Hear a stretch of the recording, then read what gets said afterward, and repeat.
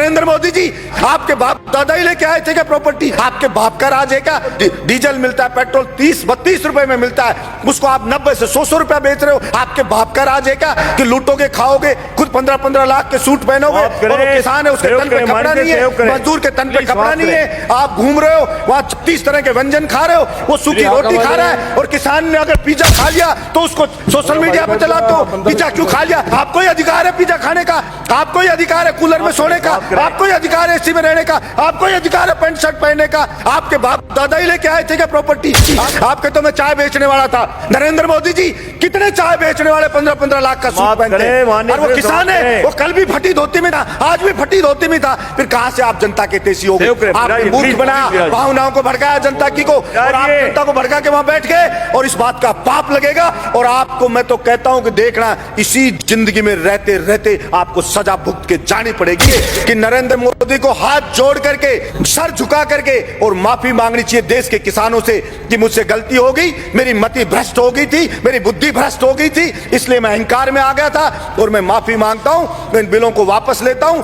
कि नरेंद्र मोदी जी को भी यह अहंकार नहीं रखना चाहिए, ये जनता उठा के ऐसा पटक देगी कि वो कल्पना भी नहीं कर सकते। और वही लोग जो आज मोदी मोदी कर रहे हैं, जो आज जयकारे लगा रहे हैं, वही उनको गाली देते हुए नजर आएंगे कि इस मोदी के कारण हम बर्बाद हो गए, सब कुछ लुट गए, जनता की गालियां खा रहे हैं। वो सब के सब कहना पड़ेगा ले लो। और प्रधानमंत्री जी को इतना अहंकार हो गया है कि मैंने जो बिल लिया आया, भला उसका विरोध किसी ने क्यों कर दिया? उस अहंकार में वहां कीलें लगा दी जाती हैं, वहां पे ऐसे ऐसे बैरिकेड बना दिए जाते हैं, वहां पे ऐसे लगा जैसे पाकिस्तान की कोई सेना अटैक करने आने वाली हो, उससे ज्यादा वहां पे सुरक्षा के इंतजाम करे जा रहे हैं। जब किसी भी राजा का विनाश आ जाता है ना, विनाश आ जाता है, तब वो इस प्रकार का एक्ट करता है कि मैं जनता की मांग को नहीं सुनूंगा, मेरा करना है जो कर लीजिए। अगर वास्तव में जनता विरोध में आने लगे, जब वास्तव में राजा को लगे कि सड़क पे जनता उतरने लगी है, तो उस अहंकारी राजा को तुरंत उनकी समस्याओं को ध्यान में रख करके समाधान करना चाहिए, वरना जनता उसको उठा के कुर्सी से मोदा पटक देगी। ये उस राजा को ध्यान रखना चाहिए। भाड़े के टट्टू रख रखे, सोशल मीडिया पे रख रखे, वो मोदी मोदी करते हैं, वो उसकी बढ़ाई करते हैं, वो बढ़ाई करते हैं। और मैं कहता हूं ऐसे ही चाटुकार, और कुछ चाटुकार होते हैं, वही उसको मरवाते हैं, वही उसको बर्बाद करवाते हैं। और यही हश्र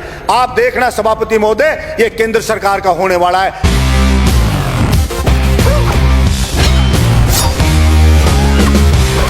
इसके साथ ही सभापति महोदय, मैंने पहले भी मांग की और आज भी सरकार से मांग कर रहा हूं, आखिर बोलेगा कि राजस्थान हमारा ये किसान है जो पानी से बहुत परेशान है, हमारा बहुत सा क्षेत्र डार्क जोन में।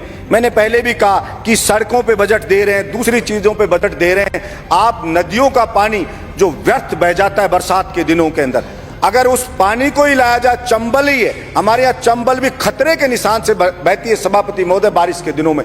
यमुना का पानी है वो खतरे के निशान से यमुना बहती है। हरियाणा के अंदर पंजाब वाले पानी छोड़ देते हैं नहरों में, वो लोगों के खेतों में भर जाता है पानी, और वो वहां का जो कोई एमएलए का चुनाव लड़ता है, वो ये कहता है कि मैं आपके खेत में ये पानी नहीं आने दूंगा, ज्यादा आपकी फसल खराब नहीं होने दूंगा, मैं इसको रोकूंगा। मैं कहना चाहता हूं, एक तरफ तो वहां पे बाढ़ आ रही है, यहाँ बिहार में देखते हैं कि लोग मर रहे हैं, उस बाढ़ से राहत के लिए कोस दिया जाता है, और दूसरी तरफ राजस्थान का किसान पिसाया मर रहा है, राजस्थान की जनता पिसाई मर रही है।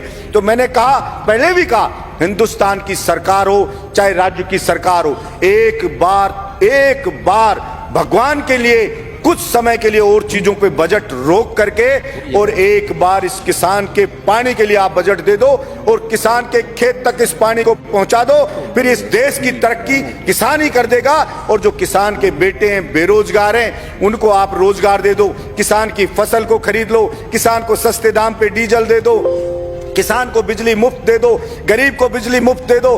तो वो जब वो खुशहाल हो जाएगा सभापति महोदय, किसान खुशहाल हो जाएगा, मजदूर खुशहाल हो जाएगा, तो फिर अपने आप ही देश खुशहाल हो जाएगा। लेकिन यहाँ पता नहीं, मैं समझता हूं देश को खुश करने का मतलब सरकारें क्या समझती हैं। देश जो बना है वो यहाँ पे रहने वाले लोगों से सभापति महोदय देश बना है।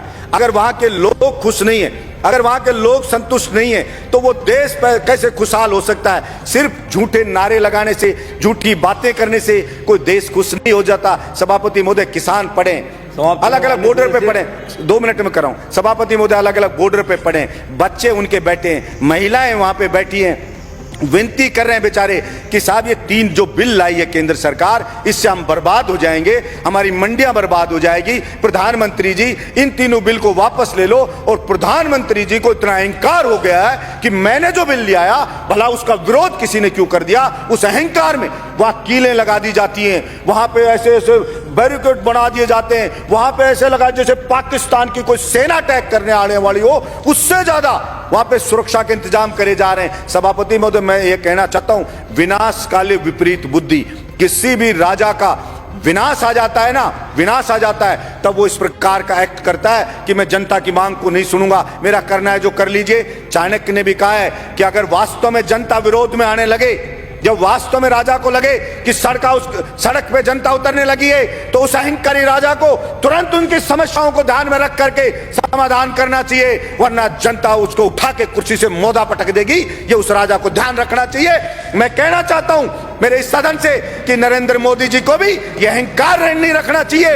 ये जनता उठा के ऐसा पटक देगी कि वो कल्पना भी नहीं कर सकते। और वही लोग जो आज मोदी मोदी कर रहे हैं, जो आज जयकारे लगा रहे हैं, वही उनको गाली देते हुए नजर आएंगे कि इस मोदी के कारण हम बर्बाद हो गए, सब कुछ लुट गए, जनता की गालियां खा रहे हैं। वो सब के सब कहना पड़ेगा। सभापति महोदय, भाड़े के टट्टू रख रखे, सोशल मीडिया पे रख रखे हैं, वो मोदी मोदी करते हैं, वो उसकी बड़ाई करते हैं, वो भड़ाई करते हैं। और मैं कहता हूं ऐसे ही चाटुकार, और कुछ चाटुकार होते हैं, वही उसको मरवाते हैं, वही उसको बर्बाद करवाते हैं। और यही हश्र आप देखना सभापति महोदय, ये केंद्र सरकार का होने वाला है। इसलिए मैं तो मांग करता हूं यहां से कि नरेंद्र मोदी को हाथ जोड़ करके और सर झुका करके और माफी मांगनी चाहिए देश के किसानों से कि मुझसे गलती हो गई, मेरी मति भ्रष्ट हो गई थी, मेरी बुद्धि भ्रष्ट हो गई थी, इसलिए मैं अहंकार में आ गया था और मैं माफी मांगता हूं। मैं इन बिलों को वापस लेता हूं और एमएसपी पे पूरी फसलों को खरीदे। और जो डीजल पेट्रोल पे टैक्स लगा रखा है दुनिया भर का, सभापति महोदय, जो डीजल मिलता है, पेट्रोल 30-32 रुपए में मिलता है, उसको आप 90 से 100 रुपया बेच रहे हो। आपके बाप का राज है क्या कि लूटोगे, खाओगे, खुद 15-15 लाख के सूट पहनोगे, और किसान है उसके तन पे कपड़ा नहीं है, मजदूर के तन पे कपड़ा नहीं है, आप घूम रहे हो वहां 30 तरह के व्यंजन खा रहे हो, वो सूखी रोटी खा रहा है। और किसान ने अगर पिज्जा खा लिया तो उसको सोशल मीडिया पे चलाते हो, पिज्जा क्यों खा लिया? क्योंकि भाई आपको ही अधिकार है पिज्जा खाने का, आपको ही अधिकार है कूलर में सोने का, आपको ही अधिकार है एसी में रहने का, आपको ही अधिकार है पैंट शर्ट पहनने का। आपके बाप दादा ही लेके आए थे क्या प्रॉपर्टी? आपके तो मैं चाय बेचने वाला था।